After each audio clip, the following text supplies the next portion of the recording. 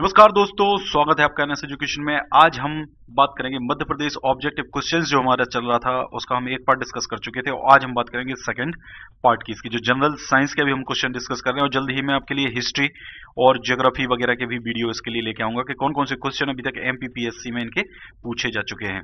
तो ये subject wise पूरी एनालिसिस में इसकी आपको बताऊंगा कि कौन कौन से क्वेश्चन कैसे कैसे किस लेवल के क्वेश्चन आपके एमपीपीएससी में पूछे जाते हैं और यहाँ पर भी हम 20 क्वेश्चंस डिस्कस करेंगे। चलिए दोस्तों स्टार्ट करते हैं।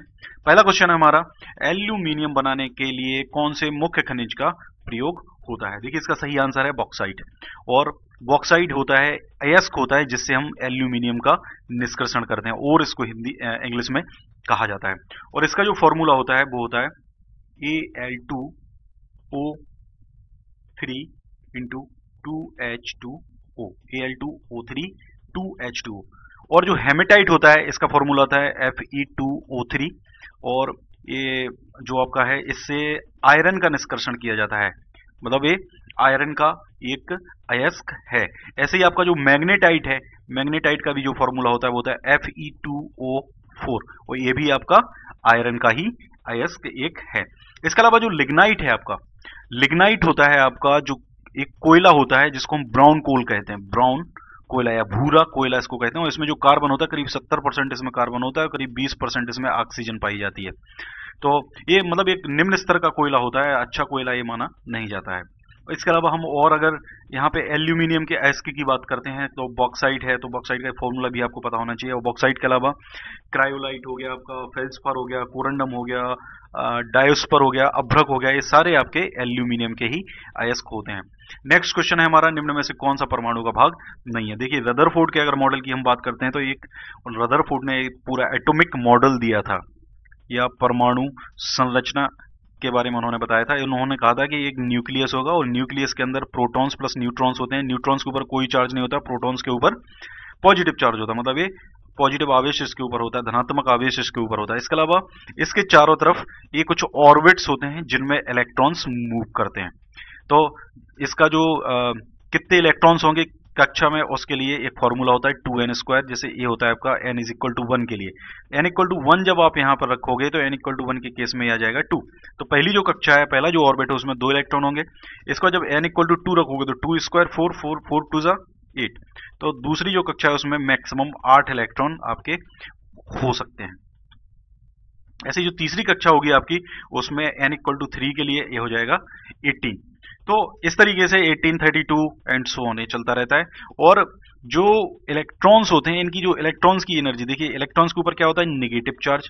अब इलेक्ट्रॉन न्यूक्लियस के ऊपर है पॉजिटिव चार्ज, तो ये जितने पास एक दूसरे के रहेंगे, देखिए पॉजिटिव और नेगेटिव इन दोनों में क्या रहेगा, इन दोनों में रहेगा अट्रैक्शन फोर्स, मतलब ये एक दूसरे को अट्रैक्ट करके रखेंगे, बांध के रखेंगे। इसलिए जितने पास इसके इलेक्ट्रॉन्स होगा, मतलब इलेक्ट्रॉन जितना न्यूक्लियस के पास होगा उसकी जो एनर्जी होगी वो उतनी ही ज्यादा कम होगी। लेकिन जैसे जैसे ये दूर जाता है, मतलब सबसे बाहरी जो कक्षा होती है, बाहरी कक्षा का जो इलेक्ट्रॉन होगा उसकी जो एनर्जी है वो सबसे ज्यादा होगी क्योंकि वो इससे ज्यादा दूर है।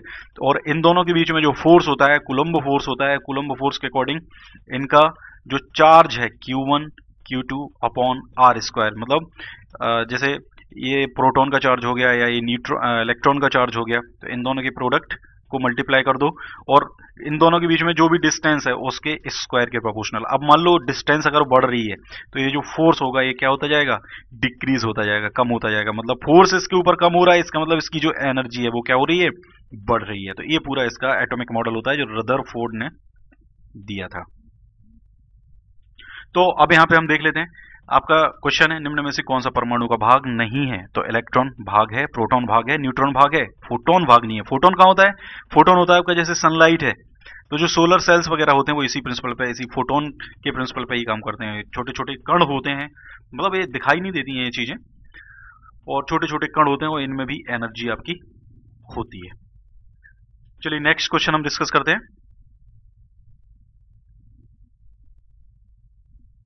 ऑक्सीजन के बाद सबसे अधिक उपलब्ध कौन सा मूल तत्व है। देखिए ऑक्सीजन सबसे ज्यादा पाया जाता है, इसके बाद पाया जाता है आपका सिलिकॉन। सिलिकॉन के बारे में आपको बता देता हूं 2-3 चीजें। जो सिलिकॉन होता है ये अर्धचालक बनाने के काम आता है, सिलिकॉन, और एक और होता है आपका जर्मेनियम।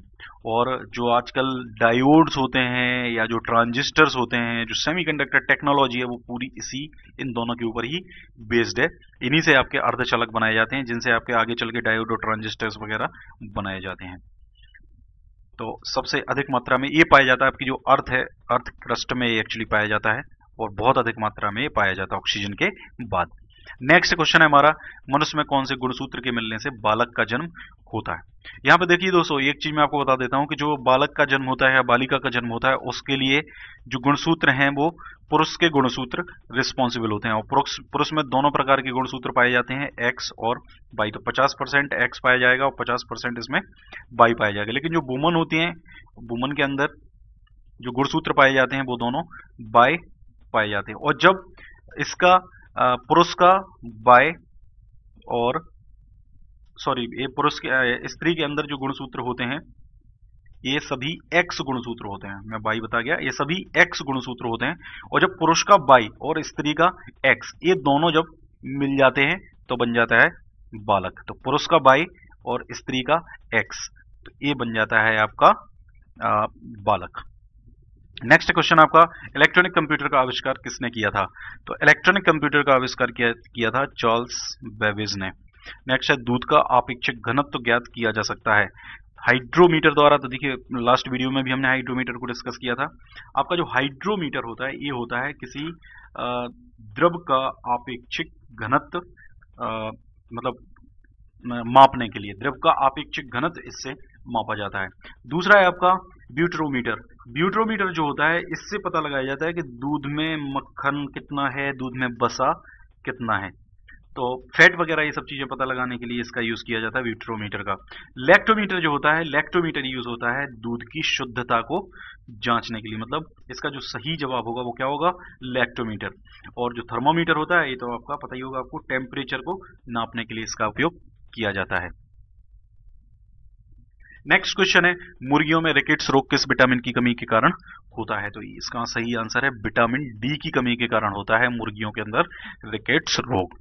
कौन सा वनस्पति तेल हृदय रोगियों के लिए उपयुक्त है। तो इसका सही जवाब है सूरजमुखी। सूरजमुखी का जो वनस्पति तेल है, ये हृदय रोगियों के लिए सबसे उपयुक्त होता है। नेक्स्ट क्वेश्चन हमारा, गर्म मौसम में पंखा चलाने से आराम महसूस होता है, इसके पीछे क्या कारण है। देखिए दोस्तों, पंखा जो होता है, पंखे से जब हम पंखे के नीचे जाते हैं, चलते हुए पंखे के नीचे जाते हैं, तो पंखे से हमारे शरीर में जो वाष्पन होता है उसकी गति बढ़ जाती है। और जो वाष्पन के लिए आवश्यक ऊष्मा होती है वो शरीर से ही प्राप्त होती है। तो इसी कारण पंखे के नीचे जब हम जाते हैं तो हमें ठंडी हवा महसूस होती है। तो इसका जो सही जवाब होगा वो है, हमारा जो पसीना है वो तेजी से बाष्पीकृत होता है। नेक्स्ट क्वेश्चन है हमारा, निकट दृष्टि दोष दूर करने के लिए निम्न में से कौन सा लेंस उपयोग किया जाता है। तो सबसे पहले तो हम निकट दृष्टि दोष जान लेते हैं। यहाँ पे आपको जो ऑप्शन है, बड़े अजीब से ऑप्शन दिख रहे होंगे, आपने ज्यादातर नहीं देखे होंगे। देखिए, उन्नतोदर, नकोदर और वर्तुलाकार। उन्नतोदर जो होता है आपका, इसको बोलते हैं कॉन्वेक्स, और कॉन्वेक्स या उत्तल लेंस। नकोदर जो होता है इसको बोलते हैं कॉनकेव या अवतल लेंस। ये डाइवर्जेंट होता है और ये आपका कन्वर्जेंट होता है। तो डाइवर्जेंट मतलब जो फैला देता है, या अपसारी लेंस इसको बोलते हैं, और इसको बोलते हैं उपसारी लेंस जो कन्वर्ज कर देता है। कन्वर्ज और डाइवर्स का क्या मतलब हुआ, जैसे एक पॉइंट है यहाँ पर, और यहाँ पे मैं क्या कर रहा हूँ, लाइट की जो रोशनी है वो पूरी सारी रोशनी इसी पॉइंट पे आके कॉन्सेंट्रेट होती जा रही है, इसको बोलते हैं हम ये कन्वर्ज हो रही है। और डाइवर्स मतलब क्या हो रही है, जब इस एक पॉइंट से ये सारी रोशनी अलग अलग चली जाएगी, तो इसको बोलते हैं डाइवर्स होना। तो ये जो उन्नतोदर होता है या उत्तल होता है, इसको उपसारी लेंस भी कहा जाता है। जो कॉनकेव होता है, इसको अवतल, अपसारी या नकोदर लेंस भी कहा जाता है। और जो वर्तुलाकार होता है, तो वर्तुलाकार तो इसके नाम से पता चल रहा है, सिलेंड्रिकल लेंस आपका ये होता है। अब देखिए, निकट दृष्टि दोष जो है, निकट दृष्टि दोष में क्या होता है कि जो भी निकट दृष्टि दोष, या इसको मायोपिया भी बोलते हैं, इस नाम से भी आपको क्वेश्चन मिल सकता है। तो मायोपिया से जो पीड़ित व्यक्ति होता है, उसको पास की जो वस्तुएं होती हैं वो उनको स्पष्ट देख लेता है, लेकिन एक निश्चित दूरी के बाद की जो वस्तुएं होती हैं उनको वो स्पष्ट नहीं देख पाता है। और होता क्या है इस दृष्टि दोष में, जो वस्तु का जो प्रतिबिंब है, जिस वस्तु को आप देख रहे हो उसका जो प्रतिबिंब है वो आंख की रेटिना के ऊपर ना बन के उससे थोड़ा सा आगे बनता है। इसके कारण क्या होता है कि निकट की वस्तुएं व्यक्ति को, मतलब दूर की वस्तुएं व्यक्ति को नहीं दिखाई देती हैं। और इस दोष का अगर निवारण हमको करना है तो निवारण करने के लिए हम यूज करते हैं नकोदर। सॉरी, ये नकोदर नहीं, नतोदर है, नतोदर, नतोदर। और इसको अवतल लेंस भी कहते हैं।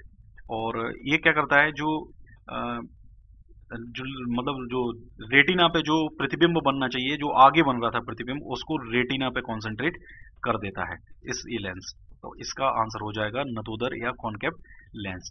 नेक्स्ट है हमारा, पानी के एक गिलास में एक बर्फ का टुकड़ा तैर रहा है, जब बर्फ पिघलती है तो पानी के स्तर पर क्या प्रभाव होगा।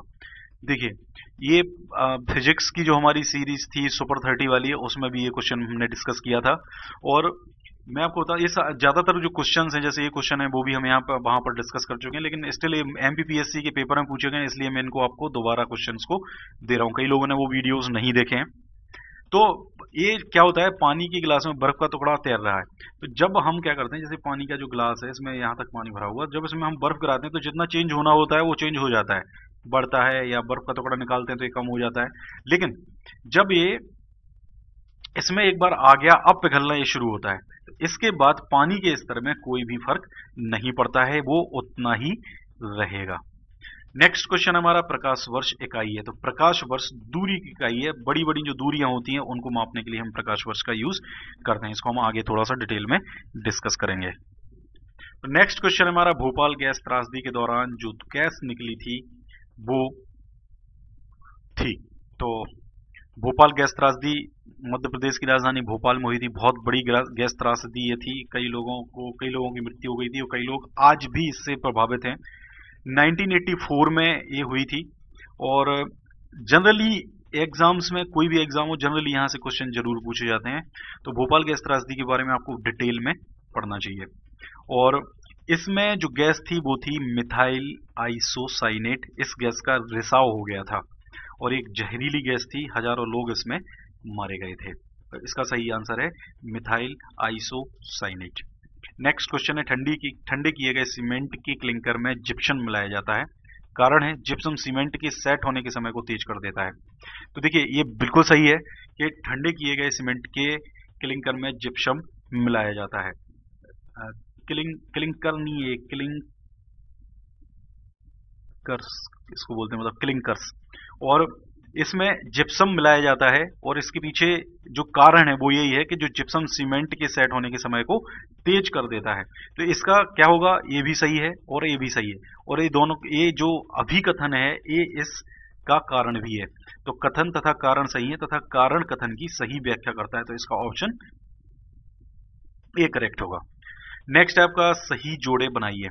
देखिए, रक्ताल्पता इसको बोलते हैं एनीमिया। और आपका जो गलघोंटू होता है इसको बोलते हैं ग्वाइटर। और जो आपका रतौंधी होता है इसको बोलते हैं नाइट ब्लाइंडनेस।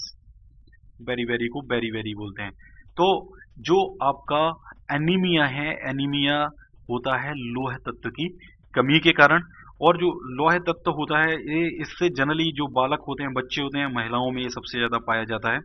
देखिए, जो लोह तत्व होता है या लोह लवण जो होता है, इससे मतलब ये खनिज लवण होता है एक तरीके से। और इससे जो क्या होता है कि आपका रक्त का जो हीमोग्लोबिन है वो बनता है। हीमोग्लोबिन, और काम क्या होता है हीमोग्लोबिन का, ये ऑक्सीजन जो होती है, ऑक्सीजन का संवहन करता है। हम कहते हैं ना, जो ऑक्सीजन होती है रक्त के द्वारा भेजी जाती है, तो उसमें मेन रूप से हीमोग्लोबिन ही होता है जो ऑक्सीजन का संवहन करता है। अब लोहे की अगर कमी हो जाएगी बॉडी में तो रक्त की ये ऑक्सीजन को बॉडी के हर एक पार्ट तक पहुंचाने की जो क्षमता है वो भी कम हो जाएगी। इससे जो बीमारी बनती है वो बनती है रक्ताल्पता या एनीमिया। और इससे शरीर में थकान आ जाती है, आंखों के सामने अंधेरा छा जाता है और भूख नहीं लगती है। ऐसे इसके कुछ लक्षण होते हैं। फिर है हमारा ग्वाइटर। ग्वाइटर होता है आपका गलघोंटू। और ये जो थायरोक्सिन हार्मोन होता है उसके अंदर आयोडीन होता है। उस आयोडीन की कमी के कारण आपका ये रोग हो जाता है। तो इसका गलघोंटू का होगा आयोडीन की कमी के कारण। और ये इस रोग में जो आपकी थायराइड ग्रंथि होती है उसके आकार में बहुत वृद्धि हो जाती है। इसके कारण गल घोंटू, नाम ही इसका है गल, मतलब गले से रिलेटेड जो गला होता है वो फूल जाता है, गर्दन जो होती है वो फूल जाती है। नेक्स्ट है आपका रतौंधी। तो रतौंधी होती है आपकी विटामिन ए की कमी के कारण, और इसको दूर करने के लिए गाजर, टमाटर, सब्जियां या जो पीले फल होते हैं उनका सेवन करना चाहिए। और इसमें क्या होता है कि आंखों में जो रात में कम दिखाई देने लगता है, मतलब रात में दिखाई देना बंद हो जाता है।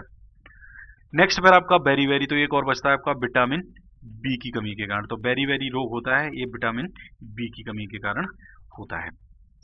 नेक्स्ट क्वेश्चन है, ए बी रक्त समूह के लोग सार्वभौमिक प्राप्तकर्ता होते हैं। देखिए जो ए बी होता है, ये पिछले वीडियो में भी हमने डिस्कस किया था, ये सार्वभौमिक प्राप्तकर्ता होते हैं, मतलब यूनिवर्सल एक्सेप्टर होते हैं। यूनिवर्सल एक्सेप्टर मतलब ये हर एक से ब्लड ले सकते हैं। और इसका कारण क्या बता रहे हैं, रक्त समूह ए बी की लाल रक्त कोशिका में कोई एंटीजन नहीं होता है एवं इसलिए अन्य किसी रक्त समूह के साथ समूहन नहीं होता। तो देखिए इसका कथन ये तो बिल्कुल सही है कि ये सार्वभौमिक प्राप्तकर्ता होते हैं, लेकिन इसका जो कारण है वो कारण नहीं है, ये कारण गलत है। तो इसका ऑप्शन हो जाएगा, कथन सही है परंतु कारण गलत। नेक्स्ट क्वेश्चन है हमारा, प्रकाश वर्ष होता है।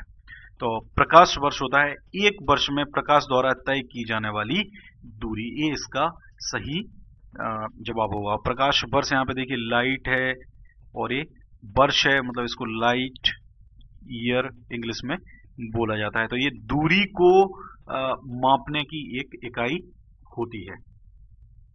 और इसमें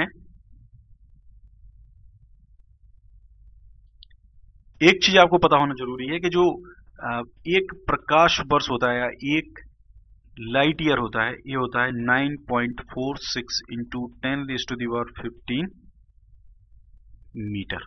ये आपको पता होना चाहिए क्योंकि जनरली एग्जाम में एक क्वेश्चन भी पूछ लिया जाता है। नेक्स्ट है जूल संबंधित है ऊर्जा से, उसी तरह पास्कल संबंधित है। देखिए ऊर्जा जो होती है, एनर्जी जो होती है, उसकी इकाई होती है, यूनिट होती है जूल। ऐसा ही उसी तरह पास्कल संबंधित है। तो पास्कल किसकी यूनिट होती है, पास्कल यूनिट होती है आपकी प्रेशर की, दबाव की। इसका आंसर हो जाएगा बी।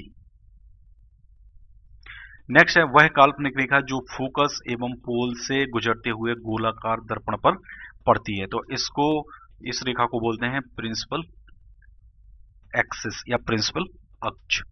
नेक्स्ट एक जलती हुई माचिस की तीली को जब हाइड्रोजन गैस के संपर्क में लाया जाता है तो देखिए माचिस की तीली लगातार तेजी से जलती है, माचिस की तीली लगातार धीमी नीली लौ के साथ जलती है, माचिस की तीली बुझ जाती है तथा गैस पॉप ध्वनि के साथ जल जाती है। इसका सही आंसर होगा यही, माचिस की तीली बुझ जाएगी और जो गैस होगी वो पॉप ध्वनि की, पॉप साउंड देगा, पॉप, और इस ध्वनि के साथ जल उठती है। तो इसका सही जवाब होगा ऑप्शन सी। तो दोस्तों ये थे हमारे नेक्स्ट 20 क्वेश्चन। आपको वीडियो कैसा लगा कमेंट करके जरूर बताएं। और मैं अभी कोशिश कर रहा हूं कि आपके लिए रोज दो तीन वीडियोस में लेके आऊं। और इसमें मैं एक और चीज बता दूं, जनरल साइंस के मैं कोशिश कर रहा हूं टॉपिक वाइज मैं इसको आपको लिए जनरल साइंस के क्वेश्चंस लेके आऊंगा ताकि आपको आगे आने वाले व्यापम एसएससी वगैरह के एग्जाम में आपको फायदा मिले। जनरल साइंस के बहुत मोस्ट इंपॉर्टेंट क्वेश्चंस मैं आपके लिए लेके आऊंगा। और आप लोग शेयरिंग बहुत कम करते हैं, वीडियो शेयरिंग नहीं कर रहे हैं, शेयरिंग आप जरूर करें, इसी चीज से हमें मोटिवेशन मिलता है। कमेंट करते रहें, लाइक करते रहें। और अभी तक आपने अगर चैनल को सब्सक्राइब नहीं किया है तो इस लिंक पे जाके आप चैनल को जरूर सब्सक्राइब करें। हमारा जो टेलीग्राम का चैनल है उस टेलीग्राम के चैनल से भी जुड़ें। और इससे जुड़ने के लिए आपको प्ले स्टोर में जाना है, प्ले स्टोर में जाके आपको सर्च करना है टेलीग्राम इंस्टॉल करना है, इसको रजिस्टर करना है। रजिस्टर करने के बाद टेलीग्राम में सर्च करना है आपको @NS एजुकेशन, और आपके सामने ज्वाइन का ऑप्शन आ जाएगा। इस ग्रुप से आप इस तरीके से जुड़ सकते हैं। Thank you.